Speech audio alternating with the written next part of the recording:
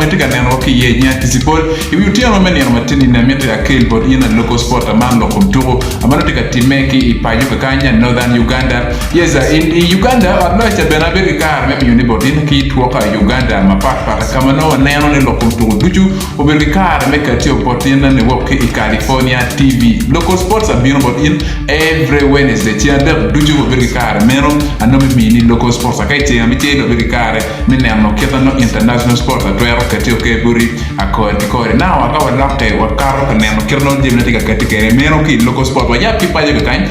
man in Northern Uganda kan kama inoni agulu district football association teka kati yupo turu makibebe kar melo ngona ni ODILO KER kama turu ini abebe mabe to an former me to kone bebe kita for drum for kan turu kere ka neno kita ki drawing kere group ini kibebe kar me drawing district kama nonga ya ACHOLI sub region ka chele je kibebe kar me go wigo ka chele ka neno group A kibebe kar me ka to guru district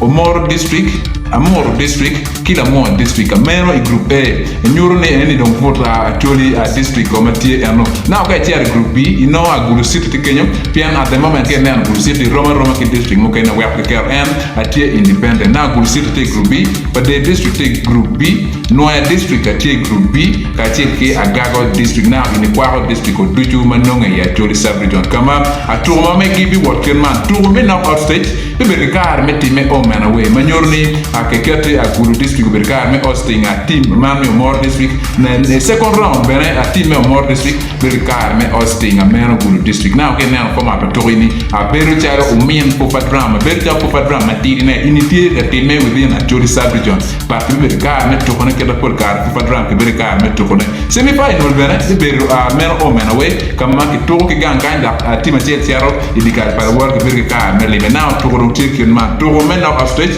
first like berkar meti memero ini da pawia beach midway ini be mi atel magari bare ke pia rio au ya ter ka kenyo ni meti kana na ke wa kenyo now to me second leg I mean ma pe pia ter kana na to me second leg to me first leg be berkar ka ni da pawia beach kama no ni guru district berkar me hosting a team a meno me Omoro district team me Amoro district i hosting team la Moa district team guru city i berkar me hosting team Bade district team Amenoya district be hosting team me Agago district meno I first leg ameno out stage ka Kenyo now ka wachar ka neno kita a second leg be berkar me kati kere second leg be berkar me kati ni maron ye Pierre au ya bongwen midway man me ati ni menyut any teacher Pierre Ario ingetuko ameno a first leg now to the second leg be berkar man team Ameno district be la ka hosting team Ameno Migul district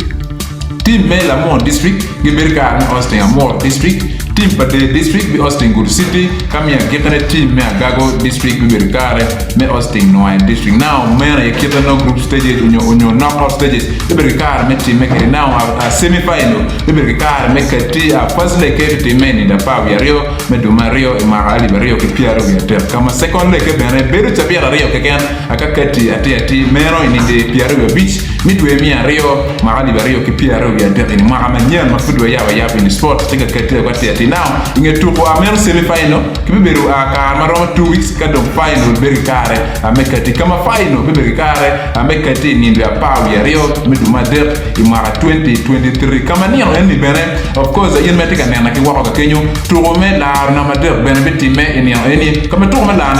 na mader kwantime then final abino ni yana tiet en meno ayekidma yo beturome ODILO KER tika katikere ando joma tika yupo na yo beru a district football association amanonge ya ACHOLI sub region na kai neno ajomatika chumnerit bateka neno ko fimbo de Kenyo en por kare yende matapta ne lokom turo mi arbe bateka meno in Northern Uganda kai neno yanti akarama dit DFA beneti meno sports passion pa DFA mono kiratika kerige na ngaratika coordinating turo mame ODILO KER ni uberu la dit Oto Richard Gerald NT coordinator ituro mame ODILO KER matika biame ni meno ayekita lupe akilokom turo matika bino kereki in Northern Uganda kaka inini no of course tika bino mabe to support no mieta mateka ene am kita por kar down to akere for drum a beru be to na unity o mien for drum matirne unity below for drum kama tie bena me ripodano ki sporting talents ma papa it work pinka ma papa district ka chele now it all long ape we ko da mio platform dilo to mogo ma pele no ka me chele to for drum